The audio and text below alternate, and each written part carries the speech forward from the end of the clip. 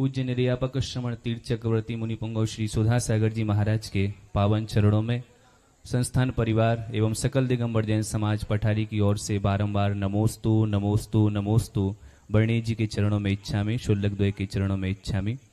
महर्षि शांति सागर चरित्र में मैंने पढ़ा था कि अघटित घटितम घटयति सुघटित घटितं च जर्जरी कुरुते विधि देवतानि घटयति यानी नरो नैव चिंतयति।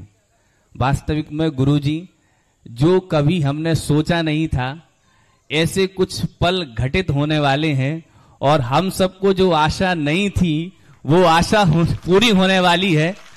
महर्षि मेरा प्रश्न यह है, सर्वार्थ सिद्धि जी में स्वाध्याय करते समय सामायिक आदि जो 5 प्रकार के चारित्र कहे गए हैं उसमें सामायिक के 2 भेद पढ़े थे, नियत काल सामायिक और अनियत काल सामायिक, जिसमें नियत काल सामायिक में स्वाध्याय आदि कहा था और अनियत काल सामायिक में ईर्यापत आदि कहा था।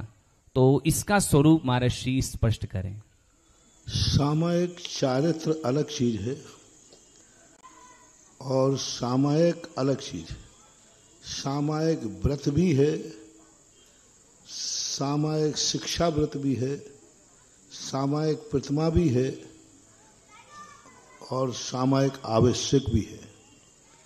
तो इसलिए वहाँ पर सामायिक जो स्थितियाँ हैं वो सामायिक, नियत काल सामायिक, अनियत काल सामायिक, ये सामायिक के भेद हैं, सामायिक चारित्र के नहीं।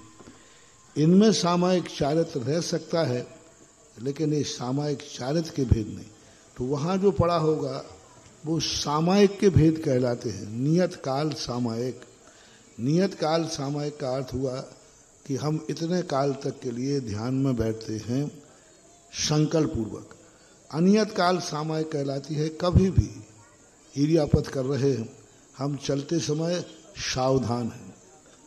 अनियत काल सावधान है, क्षमता भाव है, चलते समय जीवों के प्रति न राग भाव है न द्वेष भाव है, मात्र एक दया भाव है। तो उस समय समता भाव, जो 24 घंटे हमारे परिणामों में क्षमता आती है वह अनियत काल सामायिक कहलाती है। और जो कुछ समय के लिए संकल्प करते हैं वो नियत काल सामायिक कहो, ऐसा मानो।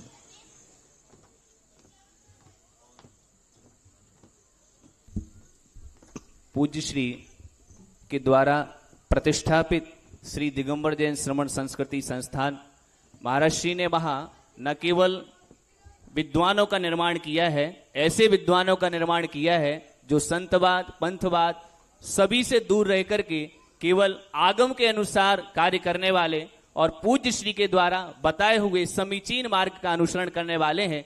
इसी क्रम में आज का आहार दान का सौभाग्य श्रीमान फूलचंद जी, सुरेंद्र कुमार जी, अभय कुमार जी, कमलेश कुमार जी, मृदुल कुमार जी, अंकित जी, शास्त्री, अंशुल जी, अतिशय जी, लाभेश जी, विद्याधर एवं समस्त सागौनी परिवार राहतगढ़ को प्राप्त हुआ है।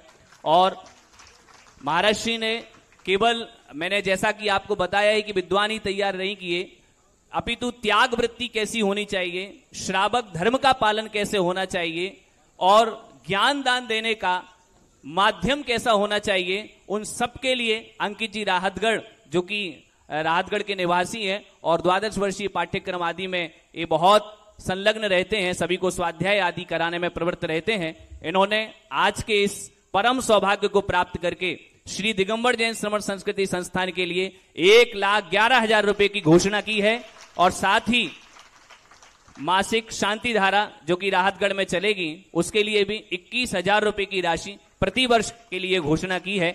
इनके पुण्य की बहुत बहुत अनुमोदना अनुरोध करता हूं।